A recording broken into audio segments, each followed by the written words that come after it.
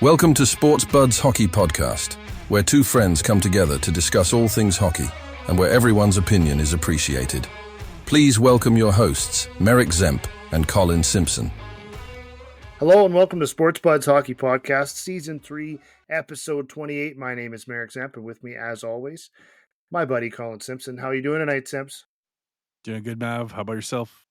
Well, you know what? Some nights are good, some nights are bad. The last time we got together, it was a pretty disappointing. I was 0.4 seconds away from some overtime and some good times. Tonight, on the other hand, I am very, very excited. Do you know why I'm excited, Simps? Toronto lost? Well, I mean, to be honest, sometimes I've been hoping for a Canadian team to push through, but maybe there's some other reason, Sips. Why don't you go ahead and recap the other game tonight that wasn't the Toronto loss? Somebody else played. It wasn't the Flames. No, they've been out they're probably knocked 3-4 strokes off their handicaps by now on the golf course. I think I've been hearing up the road from me that some team seemed to have won another game and closed out a series. Oh, yes. 5 games, Sims.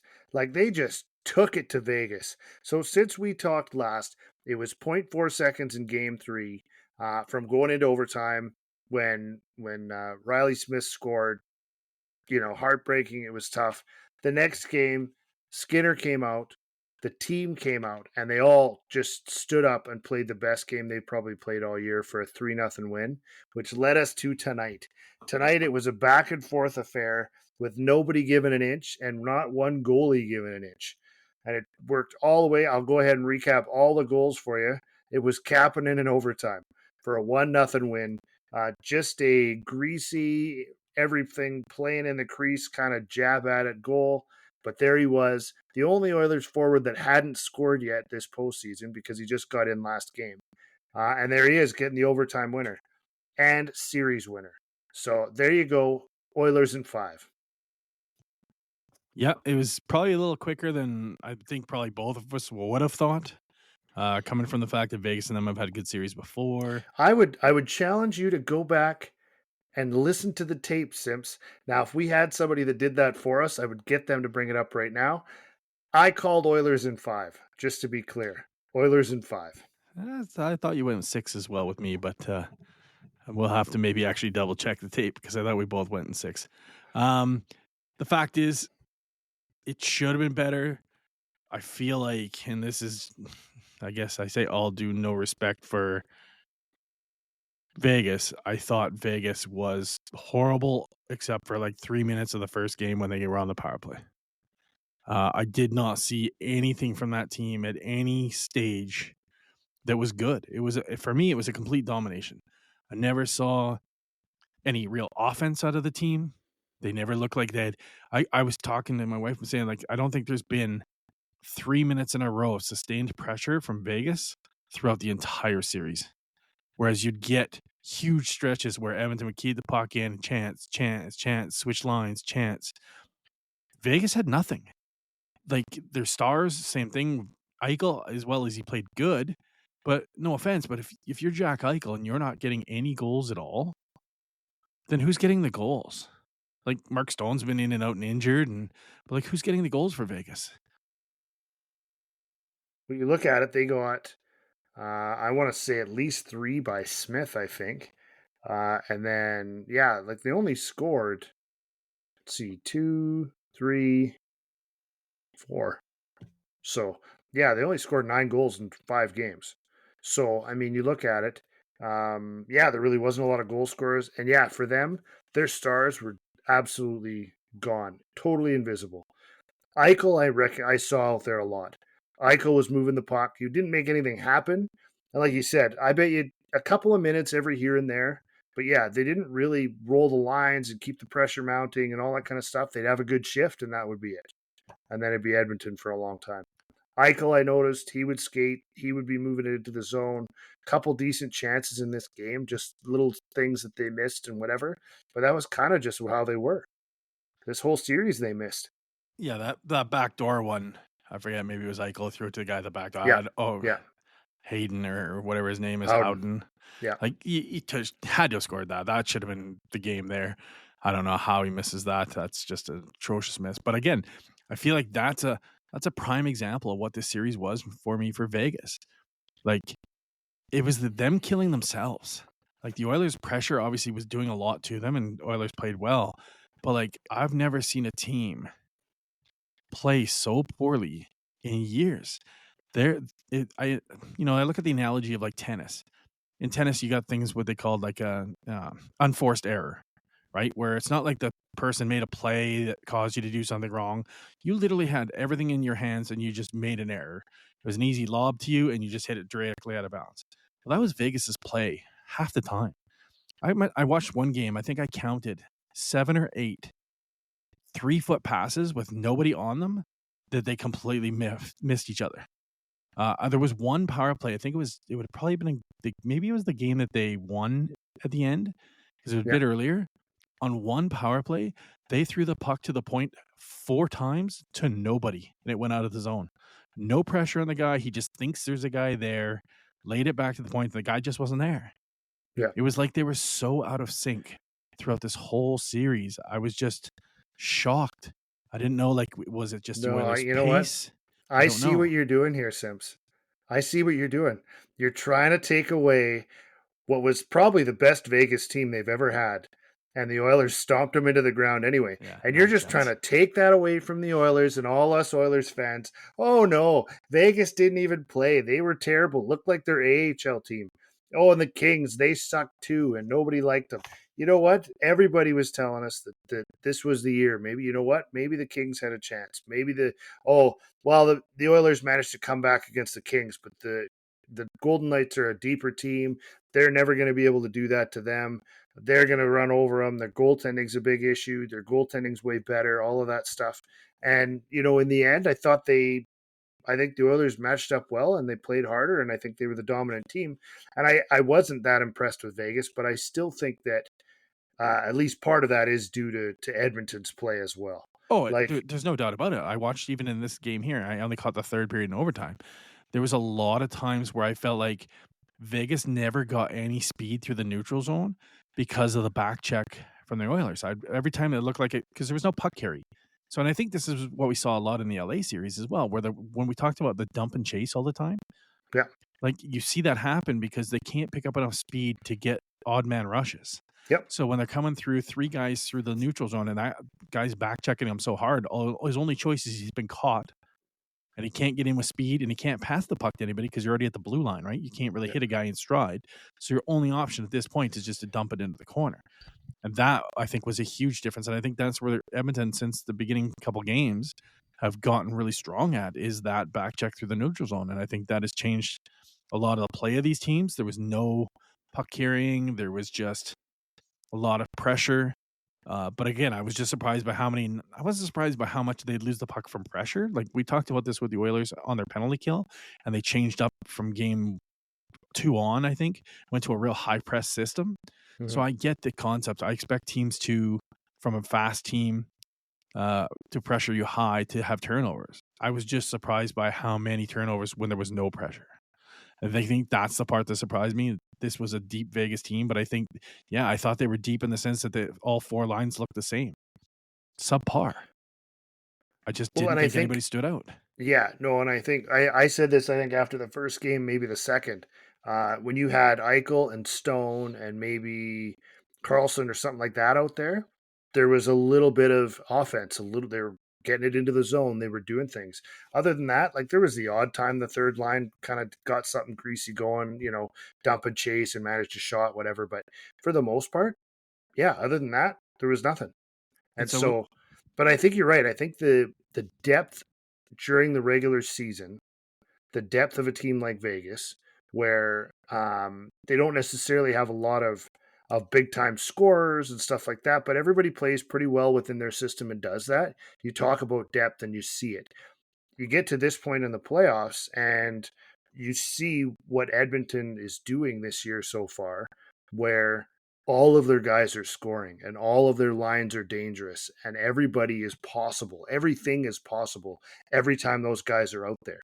And so with that, you're seeing the difference in what depth can be and what it looks like. Well, I think part of the problem is when we talk about depth, and here's a huge key for me, is we talk about Vegas's depth, but here's where they think they're missing their depth, and where the Oilers proved in both series where it is goaltending. Aiden Hill, all it was talked about was how bad a series Aiden Hill had against, who was it, Minnesota? Yep. And he comes into this series and he's dog shit as well. And yet, where's their backup? Why is he still in the net for the whole way? Like, he was not good enough. So there's where they're missing their depth. They need to look at that in the offseason and go, okay, we need to have a guy that we can go to. Even the Oilers were able to go to Pickard and get through a series and then bring back their starter Skinner.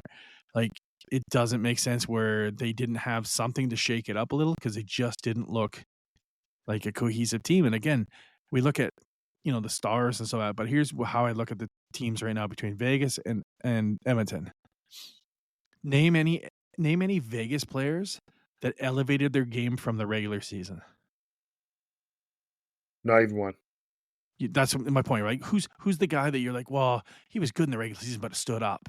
Or, for Edmonton, I can name a bunch. Yeah. I can name a bunch of players that have had way better playoffs than they had the regular season. And that's what the playoffs are. That's what the playoffs are all about. Like, what level do you take it to?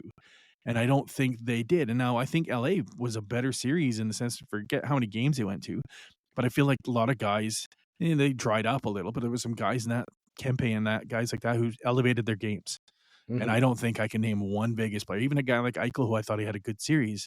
But for me, when you're talking about a guy who was talked about with Connor McDavid when he comes into the league and how he's going to be this superstar stud, and then you watch a 5-game series and you still would go, yeah, he was an okay two-way player. I think he got 3 points maybe in this series, something like that. Yeah, but I don't think he got a goal in the whole playoffs. Definitely not in this series. Yeah, they showed a stat tonight that Barbashev, Carlson, Stone, Eichel, none of them had scored. No, Stone did. Stone got the first 2 goals. Everybody else hadn't scored. Yeah, so not one player's elevated the game, including the goaltender. So that's a recipe for disaster in the playoffs, and rightfully so. Edmonton walks through this one at 4-1, and I think good for Edmonton in the sense that I don't think they really gave up a ton of energy in this series. I think they created some good cohesiveness. I think they maybe elevated their physical game a little more in this series, which was going to just help them into the next series. Like, it wasn't so physical, like, oh, you're worn down from the physicality, but it was physical enough to get that part of your game engaged in the playoffs, because in the first series, it wasn't as much of that. Yeah. So now it's going to be a bigger test, I think, the next round that I believe, well, unless Winnipeg pulls a fast one and comes back into this, I think Dallas will be a much stronger team, because I do think they have some guys who can elevate their game versus Vegas. So as good as Vegas maybe is 4 lines, like you said, systematic type team, I think Dallas has a lot of that, but then they also have some guys who can be big time scorers. Yeah. Yeah, and I mean, obviously moving, looking past now. So Edmonton is the first team to actually clinch to get to the next round. We've got 3 other series ongoing. Any other final thoughts, like just before we leave the Edmonton and kind of go through the rest? What did you think of Skinner the last 2 games? Obviously, a couple of shutouts, and you never do that on your own. Any sports where anybody who's played any sport with this type of group, right? Soccer, hockey, these types of things. That as a shutout for your goalie, it's not just him back there. It takes a whole team. But coming in the way he did, giving up a goal in game 3 at 0.4 seconds, and then pitching basically back-to-back shutouts at that point, shutout and a half tonight, or shutout and a quarter, whatever you want to call it, for another half a period. It took a lot of jam for him to be able to do it, and I think it was pretty amazing what he did. Yeah, kudos to him for, it's really hard when you're taken out as the starter. You go in as the starting goaltender and you're out of the playoffs that quick, and someone else is kind of taking your job, and now you have to just sit there and say nothing and try to be the cheerleader in the background and keep positive and, not get down on yourself and not get down on your team for taking you out. So I think he did really well to come back in. Obviously, I feel like, I'm trying to remember if it was might even been the game where they lost it, but maybe I saw some highlights the next game. I felt like he did play really well. I don't think he did much for this shutout tonight. I honestly, there was not a lot of big saves. I don't think Vegas brought much. I think most of Vegas' shots from away from the outside or just spin around shots from anywhere they're hitting the net. So kudos, you still shutout's a shutout, but I feel like he played better in the other two games probably. But he didn't give up anything weak, right? And we've talked about in the past with Skinner. It's not a matter of him giving up like just 7 goals. It's him make 5 amazing saves, and then just out of nowhere, a guy does do a spin out of the corner and just shoots it in. And you're like, well, where were you? Why Like, were you not just on your post? Yeah, like those type of things. Whereas he kept that things out, right? And that's all. What it took is one gaff, and you lose this game. So it's important that he's able to do that, to have a 60-minute game in which nothing like that happens, and that's got to help his confidence. Oh yeah, and I think you're right. Like most of it was not real big challenges for him and everything, but there was a few double deflections, a few, just a few, a little better than just solid average saves, a little better than that, but not crazy. Not a lot of 2-on-1s. Like you said, that one about the backdoor pass. I don't know that he would have got to that if it had actually been on there. So, stuff like that where maybe there was a chance and he wouldn't have made it, but they didn't either. And so, yeah, I thought it was a big thing. Skinner is he's a different breed even for goalies. And so the way he prepares and the way he gets ready, and I think the way to a certain extent that he doesn't really let a lot of the outside stuff really get to him. So he knows when he makes mistakes, and he knows when there's problems and everything else. He knows what his job is back there. And I think, whatever you want to say about it, he needs a reset once in a while. And it happened the same thing last year. Came in, came back, and had an amazing series and everything after that. So was out, came back, gave up 4, one that obviously everybody would have liked to have had back, but now he's given up 4 in 3 games. So you kind of go, you know what? I bet you his goals against average still doesn't look that great, even with back-to-back shutouts, which just kind of goes to show you where he was to start with. But yeah, I think he's really turned a corner and he's done well, and now he gets an extra week. What do you think about this net? Is it his net from now on until they have to go back, even if Pickard's ready come Dallas or Winnipeg? Yeah, you have to. He's been the horse you rode through the last few seasons. He's kind of what you put all your chips into as your starting goaltender. I think, obviously it sucks for Pickard, but it's not like we're coming in and he's squeaking out games or he lets in 3 bad ones, but that you score 4 McDavid goals and you win. Then maybe the net could go back to Pickard, but you can't take a guy out with back-to-back shutouts. I don't care who you are. Yeah. I don't care if Carey Price just comes back into the lineup. If a guy's got 2 back-to-back shutouts, he goes until he lets in a couple bad ones, and then you don't take more than 2 seconds to swap him back out, and you go back to your main. But in this scenario, it's just not even like he's the backup; he is the starting goaltender. So I barring a bad night, and even then, I think it'll be harder to, because I think going back, if he has a bad night and you yank him again, as strong as you were just talking about where he is mentality wise, I think that's really tough to lose your net twice when you're supposed to be the starter. So it would have to be atrocious or an injury or just needs a rest or something. I don't know. I think he's probably got the net the rest of the way. I would think so. And I think the big thing for him, it's going to be in reality, those first 2 games, they didn't play well. The Oilers didn't play well in front of him. There's a couple you look back and you go, yeah, he probably could have had that. He probably should have had that, whatever. But I mean, if you remember those first few games, they were dumping it up the middle. It was like one of those drills you do in a hockey practice where somebody's passing it out of the corner for you and you're just ripping shots at the goalie. That's what it looked like on him.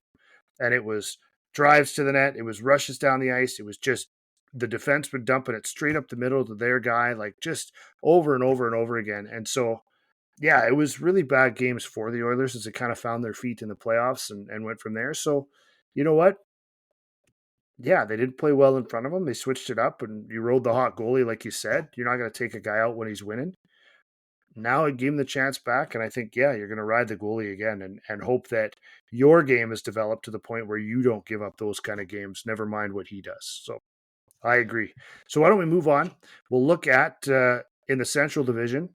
So now that the Oilers are through, who else is gonna be left, and we'll start with who are they gonna face next. So as you alluded to already, Dallas is up 3-1 on Winnipeg. A couple of close games, couple of not so close games. So we'll see what happens there. They are heading back to Winnipeg, which obviously on the road is not a good thing for Winnipeg this year. So they are up 3-1. What do you see happening with this? What have you seen happening with this series? Kind of what I expected, to be honest. It was kind of one of those things where we talked about Hellebuck has to be the star, and in some of the games they win, it seems like Hellebuck has a great game, and Dallas is just a stronger team, deeper team, in my opinion. I think they've got bigger stars, and I think they've got a little more experience come playoff time Yeah. versus Winnipeg over the last few years. I feel like Winnipeg, you kind of talked about it with Washington and how you didn't really believe what their points was. Well, I kind of feel the same way about Winnipeg. Like, they win the President's Trophy. Do I think they're a President's Trophy team? No, I could pick 3 teams in the West that I think are way better than them. So, in that sense, they're probably sitting where I'm expecting them to be. I know I picked the Stars, but I think I picked them in 6. So there is a chance you go back to Winnipeg, and like you said, they are a better home team. So they come out and have a better game, but I could easily see Dallas going in and into Winnipeg and finishing this off. Mm-hmm. Yeah, I think it's going to be. It can be the depth of the Stars that's won it. Obviously, you probably heard a lot about Rantanen. He went on just an absolute tear there. I'm thrilled that he got that tear out of the way before they play the Oilers. So hopefully he can just settle back in and play normal Rantanen style hockey. But the last game was I think it was 3-1, I believe, for Dallas, and it was 3 goals by Michael Granlund. I mean, you talk about depth. You got a hat trick from your second or maybe even third line guy, and that's what won you the game. So, I mean, that's the kind of depth that Dallas has. And when you talk about guys being able to elevate, I mean, that's a really good example of somebody that I bet you Granlund didn't have more than 10 or 15 goals this year. So for him getting a hat trick in a playoff game is a big deal. And I mean, he's a good player and can do stuff, and for sure. But still, that's not the guy you think is going to be leading the charge for Dallas in any stretch. No, exactly.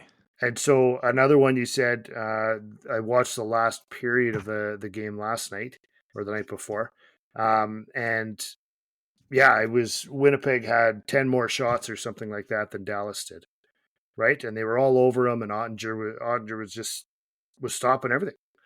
And so, as you mentioned, this one will really come down to what the goalies can do. I believe Hellebuck can absolutely outduel Ottinger, but he has to, and he didn't. At least one of the goals I saw on Hellebuck was weak.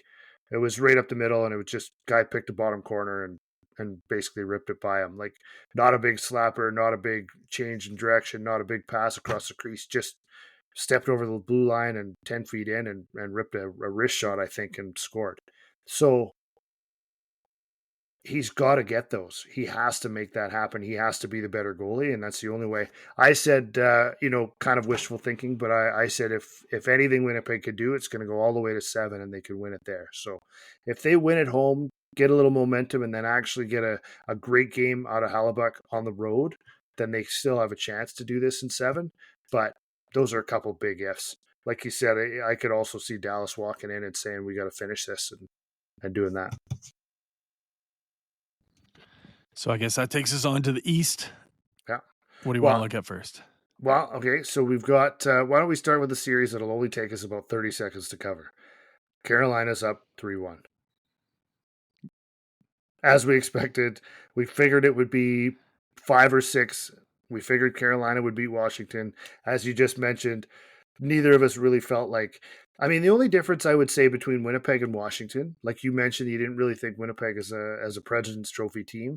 They were a team that got 107 points or something last year. Problem was, it was Winnipeg, Dallas, and Colorado all had 110 points last year. So they were kind of just in the mix in the Central and didn't really stand out. This year they elevated a little bit more and got a little bit more out of them and ended up with the President's Trophy. But I feel like they got what? I think they lost to Colorado in the first round in 5 games last year. Yeah, that playoff experience is what they're lacking, and it was good that they managed to beat St. Louis. But I mean, as we talked about, it was they picked literally the hardest road you could possibly take, double overtime in game 7. Come back at 2 goals in the last few minutes. Like, it was crazy for them to even get there, which is good. It's good that they got some of that experience. But yeah, I agree. On the other side, Washington, they just barely squeaked into the playoffs last year. We're not a solid team. We're not viewed as, like, they got wiped out in the first round. I believe they got swept. And then this year, all of a sudden, they're challenging for the President's Trophy. And that's why I didn't believe in them. They just changed too much overnight. Mm-hmm. And so, whereas Winnipeg, I thought, was already a decent team and then kind of got the next round, I think for them, maybe getting to the second round was that next step, but not all the way yet. And Dallas, like you said, they were conference finalists. I think they've been conference finalists like, half a dozen times in the last 10 years. It seems like every year or two they're there. So last year, obviously, they were there against Edmonton. I think like 2 years before that, they were there. Like, yeah, it happens quite a bit with them. So, but yeah, Washington, Carolina, maybe Washington wins another game at home and then they go to Carolina and win it. But we figured Carolina all the way. Yeah, So that. I figure it will probably. I think that's the way it'll lay out. I think it'll be in 6.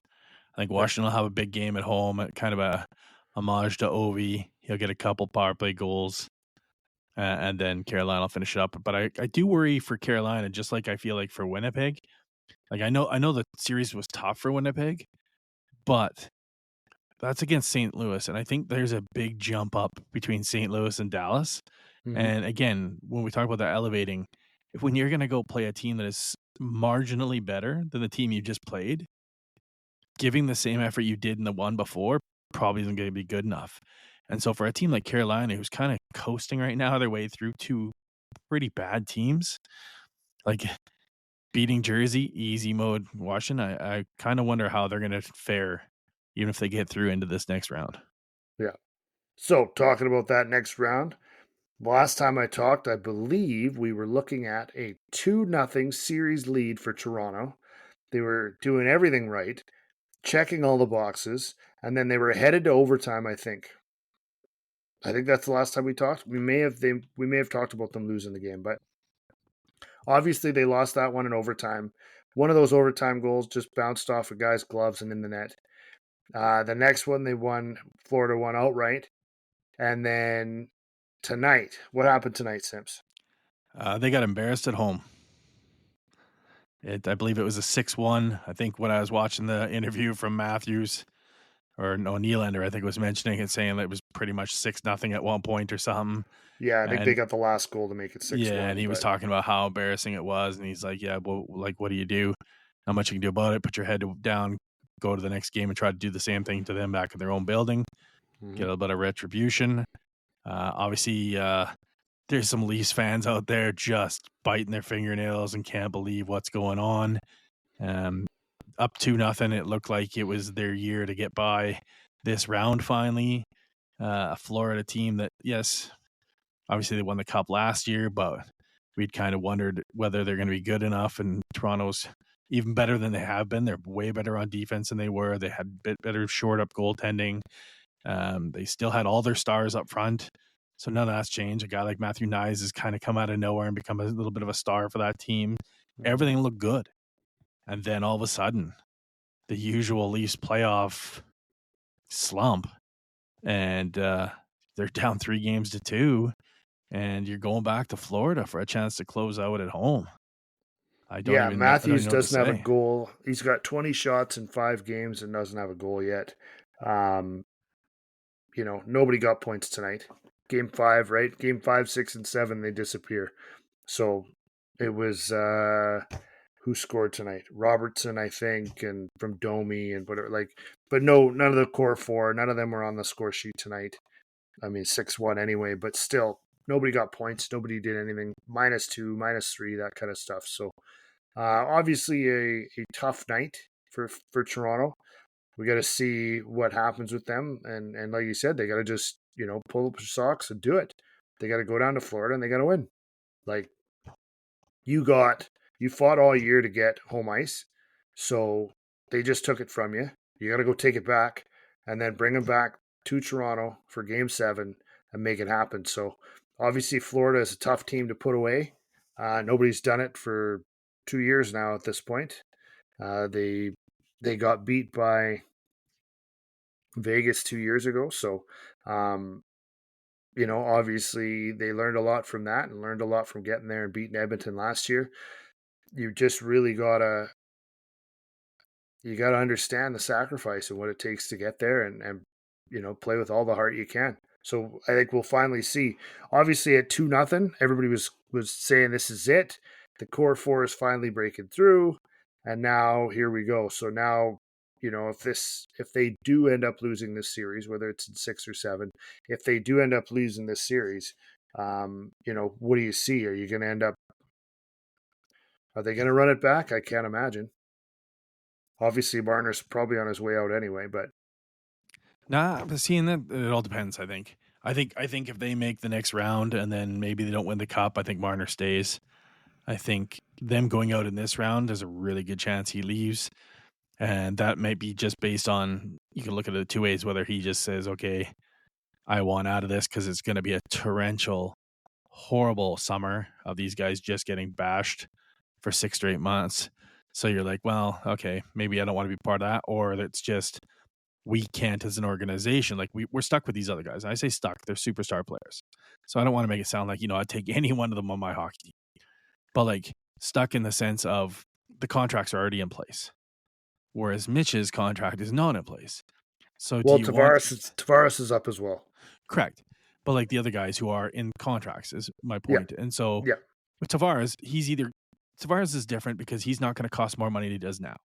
No. He's going to take a huge discount to stay in Toronto, and he will be there next year. I have no doubt about that. So him, I don't even consider as part of this. It's just Mitch, because Mitch is going to be the same or more, which obviously is going to be more. He's not going to take a discount less than he's making now, like Tavares is going to. Yeah. So at that point, you have to justify how a second round blowout is worth signing another guy. Now, I'm not saying you're going to blow up the team. There'll be lots of calls for that. But Matthews isn't going anywhere. Nylander's not going anywhere. Riley, no. Bunch of the guys they just signed. Nyes is now going to be a more prominent part of the team. They've got a bunch of defensemen that I think are decent. Yeah, so I just don't see a massive blow up coming, even if they get knocked out. Yeah. The only step off will be Marner, and not due to his play versus anybody else's, because like you just said, what has Matthews done? But he's already on a contract. It'd be the same way the other way. If neither one of them did anything, the seasons have gone the last way they have the last 3 seasons. And if it's Marner that has the contract and Matthews is up, you could see Matthews being pushed out. And so it's not a matter of being after Mitch. Both of them don't show up at certain times in the playoffs. So I don't know why. I don't know why Marner gets so much of the blame. Like it seems like by comparison, right? Like he gets all of it compared to Matthews. I mean, obviously there's always the overall core 4 stuff, but yeah, it just always seems to be Marner's the guy. It's Marner's fault. I mean, Nylander's been great up until now, but he's got nothing the last couple games that they've lost. So, you just kind of put it in there as well. He at least has more points overall, so maybe that's why it just gives him a little more street cred. I don't know. But that's the Toronto sports fan, in a sense, right? The fact is, they've tried to run Nylander out multiple years. Yeah, and yet he's the only guy who still gets 80 to 90 points. Maybe he doesn't get as many goals as Matthews, and maybe he doesn't quite get as many points as Mitch. But at the same time, he's only like probably 10 points behind them ever in the regular season, and he's the only one who shows up every single playoff run. Yeah. So yeah, they get knocked out, and it's not enough, but he shows up every single time. You can't. You get 7-8 points in 7 games. That's what I mean. So he gets it done, and yet they still try to run him out, and that you just don't understand the concept sometimes down there. And I don't know, like I don't know what you do as a team, because I felt like they did a lot of the right things this year with this team. So we've talked about it before, like Washington or Carolina. Obviously, it looks like Carolina and whatever. I mean, you talked a little bit about them already coasting a little bit and not having hard series, but we figured the Stanley Cup finalist out of the East is coming out of the Atlantic. Whether Tampa was amazing and beat Florida, and then Toronto managed to get by Ottawa, and it's Tampa and Toronto, and then whether Tampa, Toronto, Florida, any of them, whoever made it out was probably going to walk all over the other division, right? The Metropolitan representative. And now they're down to Washington, Carolina. Like, I still think that either one of those teams, Toronto or Florida, beat Washington or Carolina. Yeah, if you were to say rank them, I'm going to rank. I don't know in what order on that, but those three, if I say top 4 teams, it's going to be Toronto, Florida, Tampa Bay, and then Carolina out of the East, right? So if you're ranking them in that sense, those are the top 4, and you probably take the 3 Atlantic just over top of Carolina as favorites for the Cup. But yeah, so I don't know. Like it'll be interesting. Obviously, a couple nights away. We'll see what happens. Mm-hmm. There's part of me hopes that they lose, and there's obviously a huge part of me hopes that they win. Right? The Canadian in me wants to see them win, and the person who watches the fickle sports fans out there just put too much pressure on their team every single year kind of wants to see, the car crash, the train wreck that can happen in the summer. And, it's kind of entertaining to me on watching other people's podcasts and TSN and stuff like that, seeing just everybody overreact and lose their minds about a team that gets, 100 points every single season, has exciting brand of sports on the ice, and then they all lose their mind like it's the world's worst team. Yeah, no, it's a crazy phenomenon that only happens in Toronto.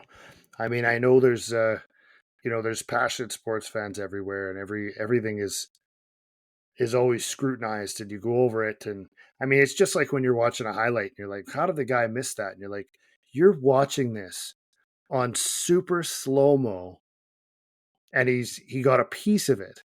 Like that guy just ripped a pass faster than I've ever shot a puck over to another guy, and he got a piece of it, just missed the net with it. Like, but you don't, at live speed, you don't even see it happen, but you criticize and you can look at it. And same thing with a GM. Sign this guy for $1.5 million. He's not coming here for $1.5 million. Like, that's great to say, whatever, but there's a lot more to it. Why is a guy, that lives and has always lived in New York sign in New Jersey? Because it's right there. Right? Why is he signed on the Islanders when he always played for the Rangers? Again, he already lives there. That's where his wife works. It's where his kids go to school. He doesn't want to move. So yeah, he takes less money. Well, he's not doing that to go to the Flames. He's not doing that to go to Columbus. Like, sometimes that happens, right? So it's easy to kind of sit back and I mean, they sure do. They sit back and they judge like crazy on Toronto. So I'm with you. Part of me says, let's bring on the train wreck. Let's see what happens if they lose. But again, you know what? I would love a Final Four to be Winnipeg, Edmonton, Toronto, and Carolina. I think, getting a guaranteed Canadian team into the finals, and realistically, if it's Toronto, Carolina, I'm thinking you're getting 2 into the finals. So, yeah, it would be great to see. But also, like you said, it's kind of, the train wreck can be fun too. So, yeah, and I've said since the beginning, my ultimate goal would just be an Edmonton Toronto final. I've talked to many people about it, said, obviously neither one is my favorite team. To be honest, they're 2 of my least favorite teams. But one of them is becoming your favorite team. No. But the fact of the matter is it's 2 Canadian teams, and then 2 of the most exciting Canadian teams we've seen in many, many years. Yeah. So I don't think there's a loser at all in all of hockey if that was to happen. I think there is. Flames. The Flames are. That's who the losers in hockey are, just so we're clear. But, that's not the point. Anyway, so like we talked about, we've got one series wrapped up, the Edmonton Oilers into the conference final for back-to-back years. And then we've got 3 others on the cusp. There's 3 wins already for all 3 of those teams. So for Dallas, Florida, and Carolina. So we'll see if they can close it out. We will be back with you guys again before the next round starts, kind of breaking down what's going on, where we think the people are at. Obviously, depending on who makes it through, we'll kind of time it for that as well. But it's been a pretty good run so far. It's been some pretty good hockey. Obviously not by the Vegas Golden Knights, as Simpson pointed out. I think they played just fine. The Oilers were just much better. But, he wants to take that away from us. It's okay. Oilers fans, just relax. It'll be fine. We don't need his validation. He can just keep saying the other teams are just playing bad. But recap all those. We'll go through everything that we've got, and hopefully we can predict the next round as accurately as we have this round. Yep, looking forward to it. A couple days away. See who's all in this next round, and hopefully we got maybe a bit of a stretch here and that Winnipeg turns it around. But if not, we're going for a Toronto Edmonton final still, hopefully. Yeah, and I mean, you got to say like it. They sure got to play a different game. Sometimes it's overtime, sometimes they're close, sometimes they're whatever. But that's not necessarily how that series has been. So they're definitely going to have to make some changes and go from there. So, all right, Sips, I want to thank you for tonight. You did really good. A couple of weird comments, but that's fine. We'll let those go. So I do want to thank you, and for everybody listening, we want to thank you as well. We do really enjoy doing this for you guys. So if you want to find us, you can leave comments. You can find us on all our socials, but obviously podcast wise, you can find us at www.sportsbuds.com, sportsbudz.com, and you can find us on all the major podcast labels. We've got Spotify, Apple, Amazon, Google. We're on YouTube. We're on TuneIn. We're on all kinds of things. So we're all from there. And then obviously, like I mentioned, we've got Twitter and Instagram and all that as well for social. So leave a message, leave a comment. Let us know what you think. And make sure you follow us. That way you're going to be up to date when we do new things. So thank you, Sibs. Great talk tonight. Thanks, Bob. Take care.